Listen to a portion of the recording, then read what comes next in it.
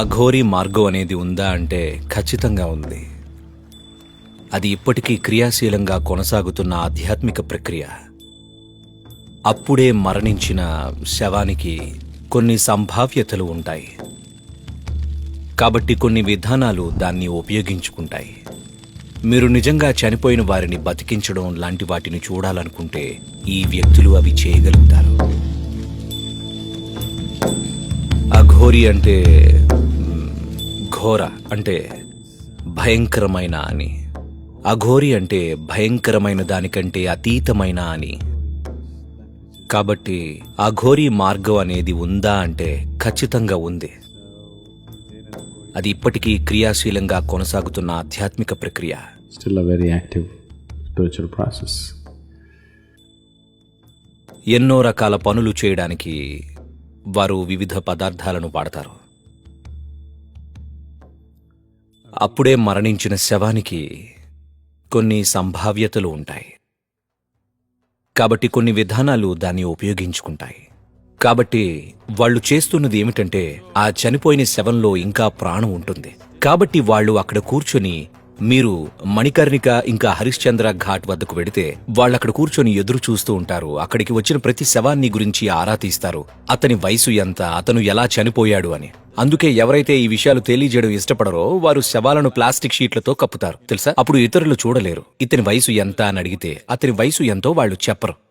కానీ అఘోరీలు తెలుసుకోవాలనుకుంటారు. ఒకవేళ అది వయసులో ఉన్న వ్యక్తి శవం అయితే, ఉత్తేజంతో ఉన్న ఒక వ్యక్తి ఉన్నట్టుండి ఏదో ఒక కారణం వల్ల మరణిస్తే వారికి అటువంటి శవాలు కావాలి. అటువంటిది జరిగినప్పుడు వాళ్ళక్కడ తమ పని చేయాలనుకుంటారు. వాళ్ళు విడుదలయ్యే ఆ శక్తిని వినియోగించుకోవాలనుకుంటారు. ఒకసారి శరీరం కాలడం మొదలయ్యాక ఈ ప్రాణం తక్షణమే బయటకు వెళ్లాల్సి వస్తుంది. ఆ ప్రాణం బయటికి వస్తున్నప్పుడు దాన్ని ఉపయోగించుకుని తమతో తాము కొన్ని పనులు చేయాలనుకుంటారు. అందులోని శాస్త్రీయత మీకు తెలియదు కాబట్టి అది మూఢమైనది అని అనుకోవడం సరికాదు. అవును, పనులు చేయడానికి ఒక తీవ్రమైన పద్ధతి, అది అందరి కోసం కాదు.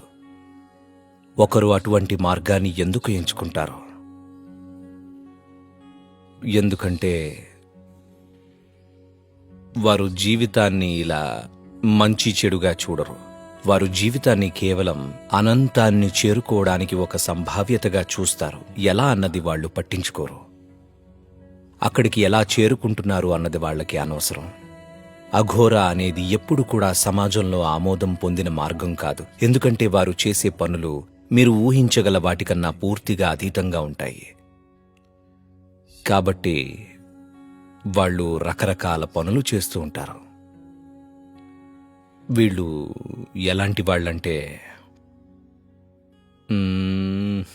మీరు నిజంగా చనిపోయిన వారిని బతికించడం లాంటి వాటిని చూడాలనుకుంటే ఈ వ్యక్తులు అవి చేయగలరు. అది ఎంతో, నేనేమంటానంటే, ఇదొక మొరటైన టెక్నాలజీ. మీరు గనక అన్ని ఆధ్యాత్మిక పద్ధతులను ఒక టెక్నాలజీగా చూసినట్లయితే ఇది ఎంతో మొరటైన టెక్నాలజీ. కానీ అది కూడా ఒక టెక్నాలజీ, అది పనిచేస్తుంది.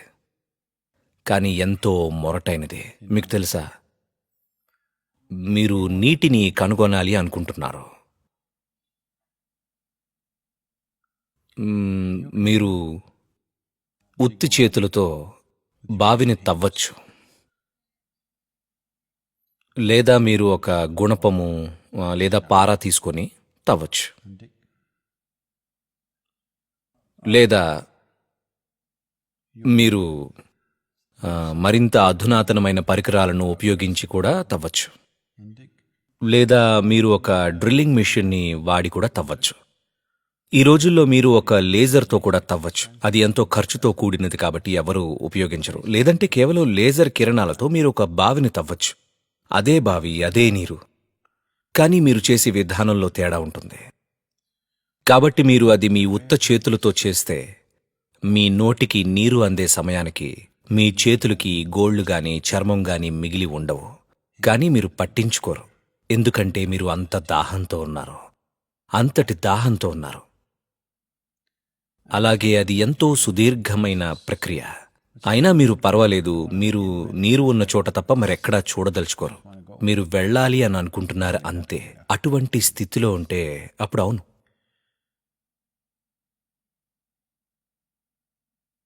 కానీ ఈ విధమైన మార్గంలోని సమస్య ఏంటంటే మీరు నీటికి చేరుకునేలోపు మీ చేతులు పూర్తిగా అరిగిపోవచ్చు. కానీ చేరుకున్నవారు కూడా ఉన్నారు. వారు చేరుకోలేరు అని కాదు, ఉత్త చేతులతో బావులు తవ్వి నీటిని కనుగొన్నవారు కూడా ఉన్నారు.